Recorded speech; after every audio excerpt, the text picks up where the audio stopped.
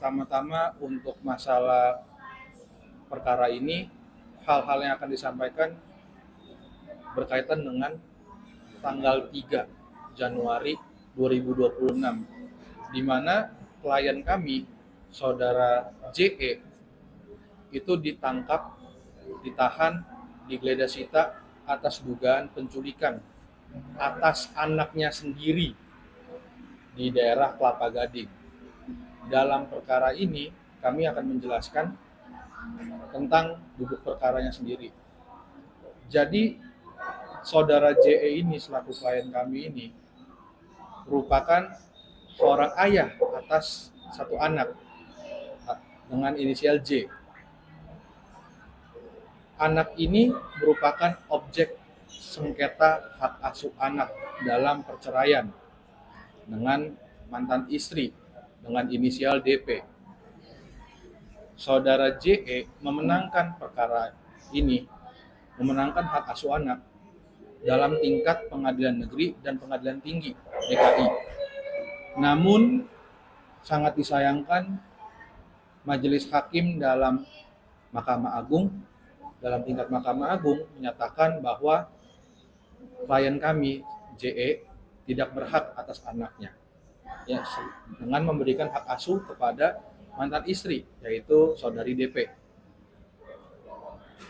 1 minggu kurang lebih setelah putusan tersebut rilis, anak dari JE ini diambil paksa di sekolah, melibatkan saudari DP sendiri, didampingi oleh diduga kuasa hukum, beserta beberapa orang berbadan besar yang disinyalir sebagai seorang bodyguard atau pengawal. Dalam perkara ini sangat disayangkan. Kenapa disayangkan? Pengambilan anak atau penyerahan hak asuh ini harus melalui eksekusi pengadilan juga. Terlepas anak ini merupakan manusia, merupakan subjek hukum. Setelah dari itu, 2 bulan klien kami tidak dapat komunikasi, tidak dapat kabar tentang kondisi anak dan lain-lainnya. Hak asuh anak di Indonesia itu sifatnya bukan eksklusif tapi inklusif, yang dimana dimandatkan dalam Undang-Undang Perlindungan Perempuan dan Anak, tumbuh kembang anak yang ideal adalah dari orang tuanya yang kandung, yaitu dalam perkara ini saudara JE dengan saudari DP selaku mantan suami istri, mantan pasangan suami istri ini. Sayang seribu sayang, ketika mendapatkan informasi pada tanggal 3, anak ini ada di apartemen di daerah Kelapa Gading, klien kami langsung bergegas ke sana untuk menjemput anaknya. Rasa cinta dan rasa sayang JE terhadap anaknya memang sampai membutakan dia untuk datang menjemput anaknya sendiri. Tapi kenapa dari kepolisian di hari yang sama, itu pada pukul 3 sore, sudah berada di sekitaran rumah dari JE? Keterangan ini muncul di saat pra-peradilan. Kami melibatkan 2 saksi yang berada di sana dan yang menyaksikan kepolisian tersebut berada di sana, yaitu Polsek Kelapa Gading. Dalam perkara ini langsung ditindak pada jam 17.45. Klien kami digedor pintunya sampai ada kerusakan di pagar, diteriaki, diminta untuk menyerahkan diri, menyerahkan anak juga. Klien kami berkelit ingin membukakan pintu setelah adanya kuasa hukum yang melihat dan membantu menyaksikan. Namun seribu sayang, kepolisian tidak bijak dalam hal ini. Klien kami yang merupakan ayah kandung dibukakan pintu secara paksa, sampai di tahap klien kami pun juga ditahan di sana. Ada sejumlah barang milik klien kami yang disita tanpa ada berita acara sita yang ditandatangani. Izin pengadilan tidak ada, sebagaimana yang dimandatkan dalam KUHP baru, yang dimana hal itu merupakan hal yang wajib. Barang klien kami sampai detik ini, setelah pra-peradilan kami menangkan bagian geledah sita, tidak dikembalikan oleh pihak penyidik yang bersangkutan. Dalam hal ini ada melibatkan sejumlah pakaian milik saudara JE, klien kami, dan juga telepon genggam milik klien kami, yang hingga detik ini nggak diberikan, tidak dikembalikan seperti semula. Padahal sudah dinyatakan dalam pra-peradilan, dalam putusan nomor 2 Fitra 2026 PN Jakarta Utara, yang dimana klien kami memenangkan di bagian geledah sita.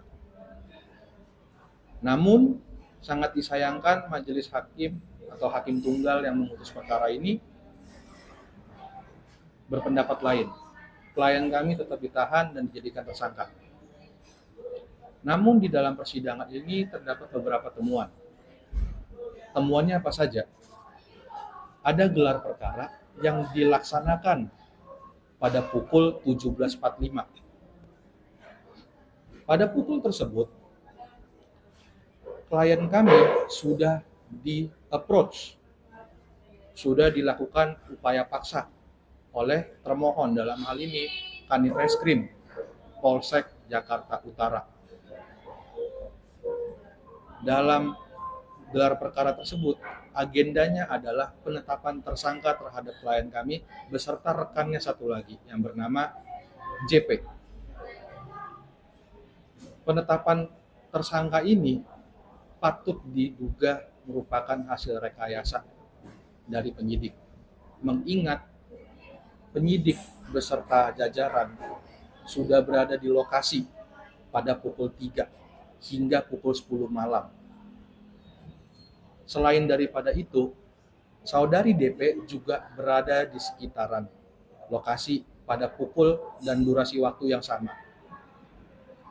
Di dalam pra-peradilan, kami menemukan dokumen bahwa dilaksanakan berita acara pemeriksaan pelapor, yaitu saudari DP, pada pukul 18.00 tanggal 3 Januari 2026, yang dimana hal tersebut patut diduga merupakan rekayasa juga, mengingat saudari DP beserta jajaran penyidik dari Mapolsek Jakarta Utara, yaitu Kelapa Gading, itu sudah berada di lokasi sejak pukul 3. Lantas, siapa yang melakukan gelar perkara?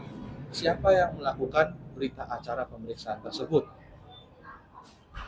Perkara ini tentu merupakan perkara yang sangat mengganggu rasa kemanusiaan. Intuisi seorang ayah yang sangat sayang kepada anaknya, sampai dia rela untuk mengorbankan dirinya datang menjumpai anaknya, menjemput pulang anaknya. Klien kami terlepas hak asuh dalam tingkat Mahkamah Agung jatuh kepada saudari DP.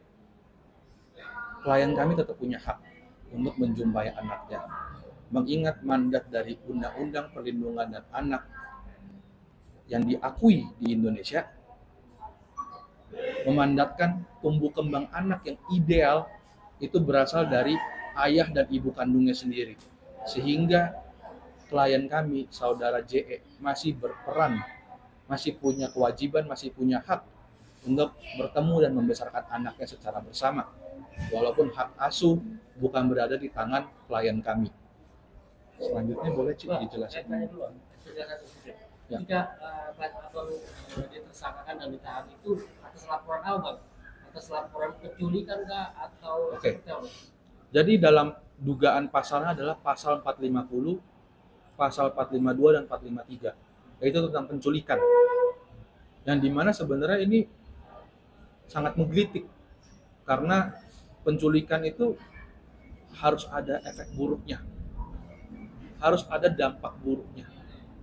Sedangkan ini anak sendiri. Hal buruk apa yang mau dilakukan oleh ayah kandung?